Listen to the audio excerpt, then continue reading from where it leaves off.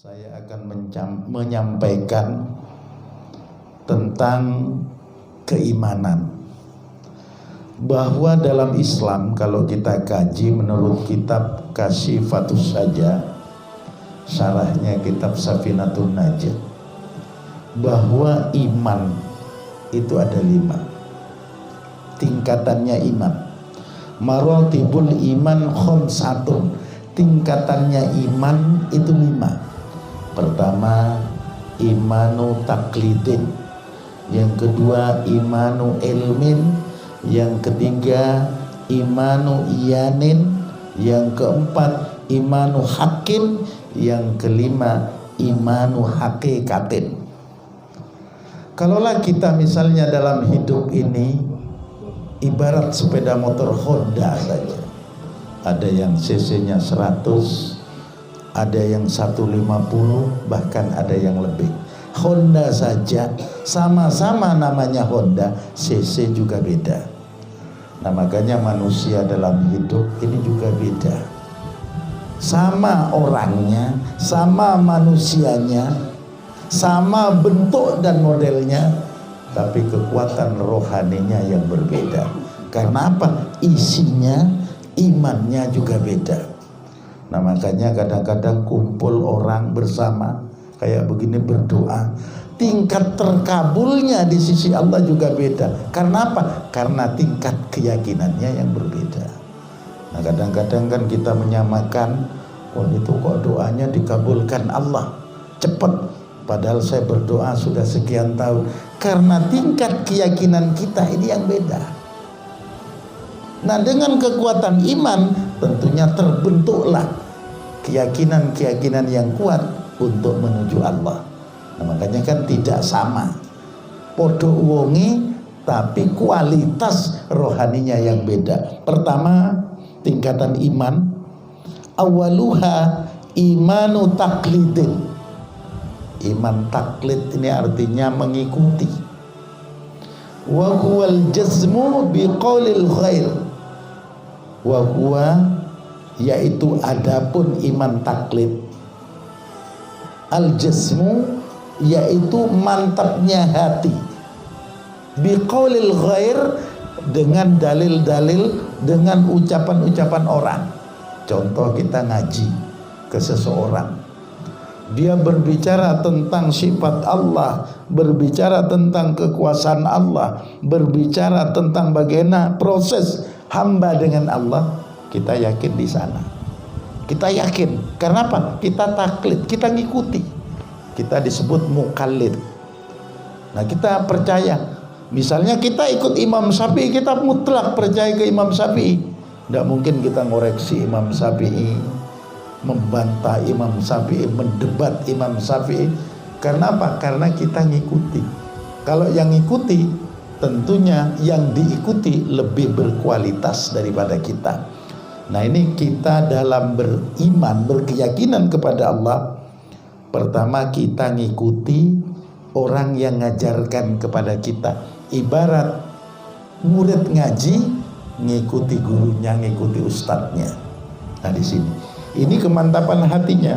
Min ghairi ayya'rifa dalilan, dengan tanpa mengetahui dalilnya. Cukup dia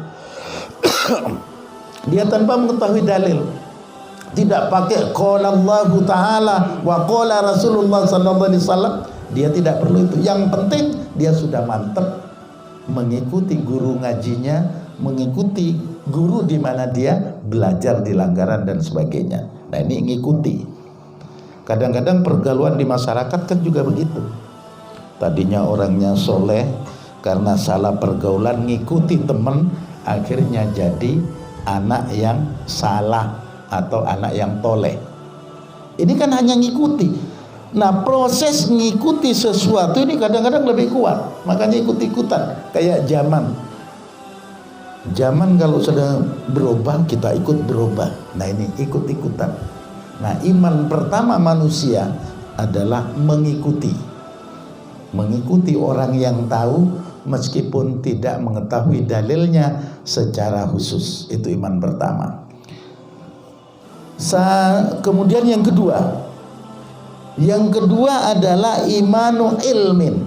Nah, namanya iman dengan ilmu, berarti iman dengan pengetahuan. Ada pengetahuan di sini, ada ilmunya. Wa huwa, dan adapun iman ilmin, yaitu ma'rifatul aqaidi bi adillatiha. Artinya dia mulai paham dengan aqaid, jamak daripada akidah, bi adillatiha, dengan dalil-dalilnya. Misalnya dia paham wujud, qidam, baqa, muhalafatul lil hawadis, dan semuanya dia paham. Nah, ini imannya tingkat yang kedua. Dia mulai paham. Kalau ditanya bahwa Allah Maha Kuasa, dia dalilnya ada, innallaha ala kulli syai'in qadir. Nah, ini dia sudah paham. Nah, makanya di antara iman taklid dan iman ilmin, iman ngikut orang atau ngikuti guru, dengan iman yang berdasarkan pengetahuan, berdasarkan kitab, ini belum ada apa-apanya di sisi Allah. Makanya dikatakan dia adalah terhijab dari Allah. Makanya kan banyak orang kadang-kadang dikit-dikit ngobrol tentang apa, sudah dalil, kola dalil, itu belum ada apa-apanya. Karena apa? Yang dua ini kelas kerongkongan.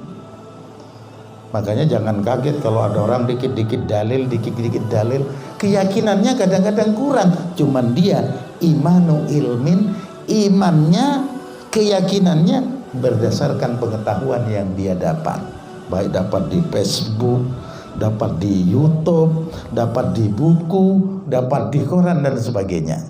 Nah, ini belum. Nah, makanya disinilah proses orang, walaupun orang dalil, hati itu belum tentu. Makanya jangan gampang nanti nyalah-nyalahkan orang. Contoh yang gampang mudah aja. Kita tahu yang teriak-teriak sayur di jalan-jalan adalah dagang, pasti dagang sayur. Yang teriak-teriak roti, pasti dagang roti. Nah, kalau ada yang teriak-teriak bid'ah, kafir, pasti dia orangnya. Yang teriak bid'ah ya orangnya tukang bid'ah, yang teriak-teriak kafir hatinya juga begitu. Makanya tidak boleh. Karena apa? Yang teriak sesuai dengan bawaannya, ibarat dagang sayur. Masa ada orang dagang sayur bawanya ngomongnya adalah HP sudah tidak mungkin.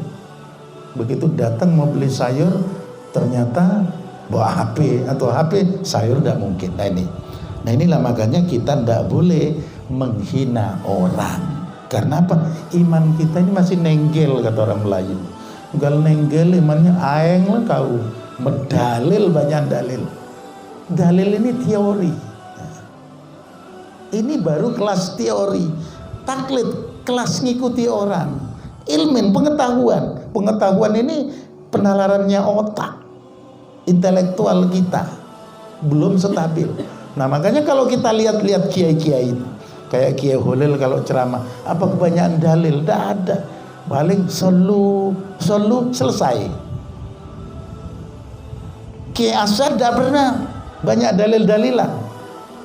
Ngomong yang ngomong, ngendiko yang ngendiko. Nah, ini kalau orang yang sudah pas rohaninya, dalilnya sudah masuk ke dalam.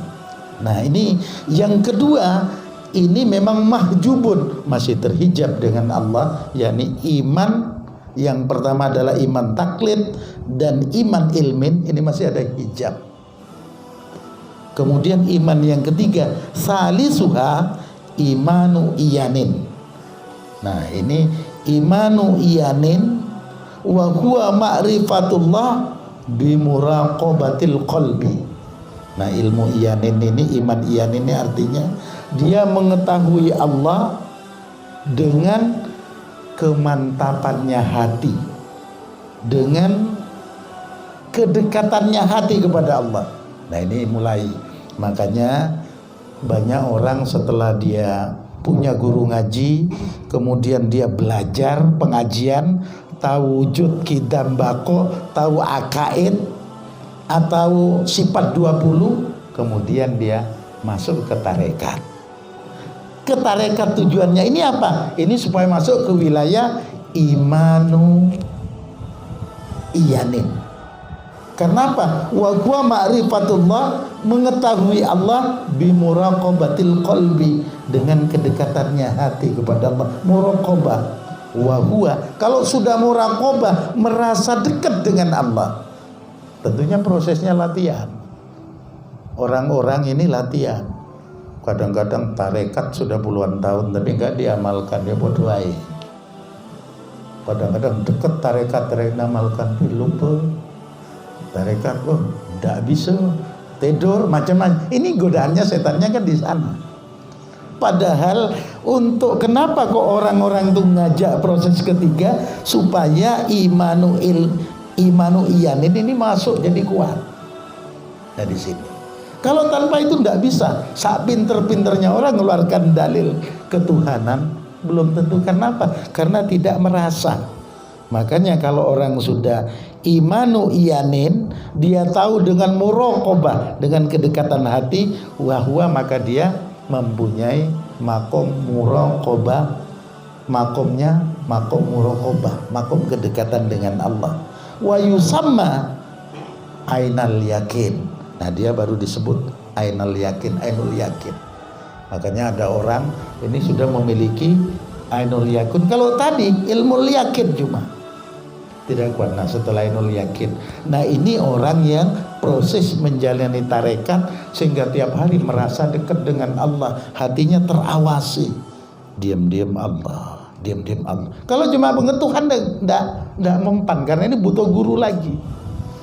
Kalau cuma pinter tidak jaminan. Karena apa? Karena pinter bukan andalan.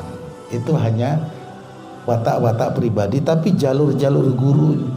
Tapi banyak orang yang tidak lulus dari jalur guru karena muraqabah hatinya tidak nyambung dengan gurunya, karena putus, karena males,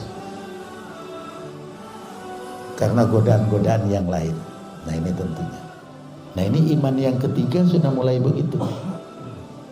Dengan muraqabah, dengan dekatnya hati kepada Allah. Makanya kan banyak orang yang biasa-biasa tapi hatinya merasa diawasi oleh Allah. Kalau kita kan tidak, ngawasi HP. Nah itu iman-iman kita. Iman taklid, iman ilmu, ngawasi tiap hari, kring, langsung lari ada HP. Itu iman kita. Iman kita adalah ngawasi HP kebanyakan zaman modern sekarang. Tapi muraqabah ini merasa dilihat Allah, akan selalu aktif dengan ibadah-ibadah tanpa diperintah, tanpa didalili, dia paham. Nah ini namanya iman iyanin. Dia jadi ainul yakin. Ini sudah hatinya mulai merasakan dekat dengan Allah, merasakan ada Allah di hatinya. Caranya ya prosesnya latihan terus, cari pembimbing guru. Jangan sekaratnya dewi, nanti di pinggir sungai wiritan dewi, tidak bisa. Karena jalan menuju keyakinan kepada Allah ini berat. Harus ada gurunya, harus ada pembimbing yang disebut mursyid. Nah di sini wilayahnya. Kemudian yang keempat, rabi'uha imanu haqqin. Nah kalau imanu haqqin ini wa huwa ru'yatullah ta'ala biqalbihi, dia melihat Allah dengan hatinya, yang disebut basyariyah. Dia mulai melihat Allah dengan hatinya. Wa huwa makna qaulihim al-arif, sebagaimana arti mereka ulama, ucapannya ulama dan orang arif billah, yaro rabbahu fi kulli syai'in. Mereka mulai melihat Allah di dalam tiap sesuatu. Dia datang ke seseorang miskin, dia melihat Allah di sana, sehingga cintanya ada.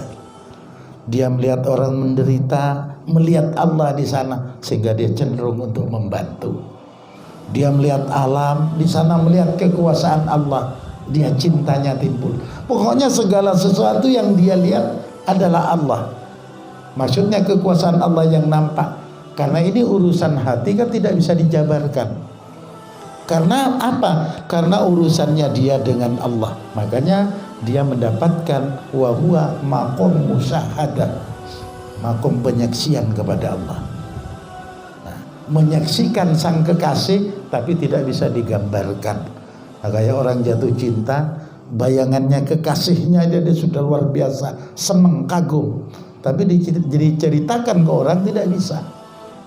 Nah di sini makomnya musyahadah mulai. Kemudian wa yusamma, disinilah yang dikatakan hakul yakin. Nah mulai dia keyakinan.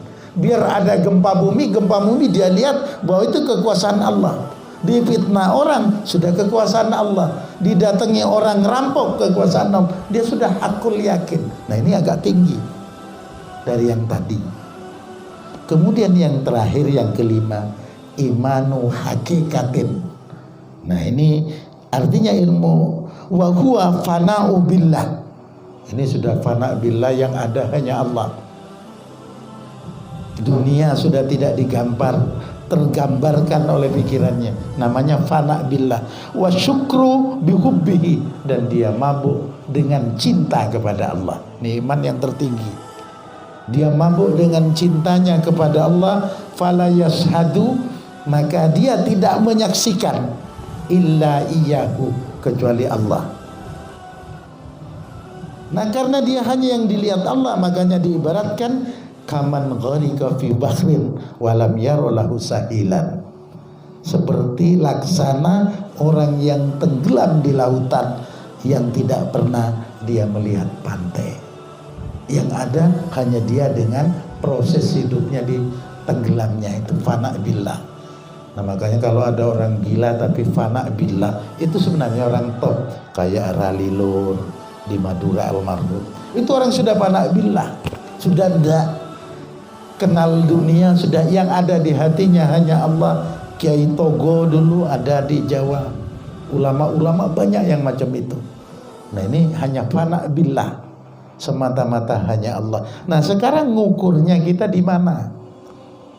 Proses keimanan kita ternyata hanya iman taklid, hanya iman ngikuti guru. Kadang-kadang iman karena cuma pengetahuan, wujud sifat 20 ada wujud, kita mbako wujud ada Allah. Adanya apa? Karena ada alam. Nah itu dalilnya dia. Berarti baru iman ilmin. Ini terhalang. Nah kalau sudah imanu iyanin, ini hati mulai hidup. Tentunya cari guru. Sudah diperintah oleh gurunya untuk ngamalkan, ya harus dilaksanakan. Yang terjadi adalah penyakitnya males, aras-arasan, pokoknya lain-lain tidak mau melaksanakan. Nah ini tingkatan-tingkatan iman yang merupakan pembeda kita. Kenapa kok beda dengan orang alim? Kenapa kok kita beda dengan para ulama? Karena kualitas iman kita ini beda-beda. Nah karena ada perbedaan, maka juga ada perbedaan penghormatan kan di sana. Jangan sampai nanti anggapannya kita kan sama-sama orang. Kayak Wahabi, kenapa kok cium-cium tangan? Sama-sama orang, dia manusia, saya manusia. Tapi yang beda menurut ilmu Honda adalah cc-nya. Kalau Hondanya tetap sama, tapi cc-nya yang berbeda. Kalau tes cc tentunya ngebutnya juga beda. Kalau sudah imannya beda, tentunya kencengnya kepada Allah, kualitas hatinya kepada Allah, tingkat rohaninya kepada Allah, ini juga beda. Nah tentunya mudah-mudahan iman kita selalu ditingkatkan oleh Allah menjadi iman yang terbaik, sehingga kita selalu menjadi hamba Allah yang memiliki kualitas iman yang selalu meningkat dan mulia di sisinya. Terima kasih. Wassalamualaikum warahmatullahi wabarakatuh.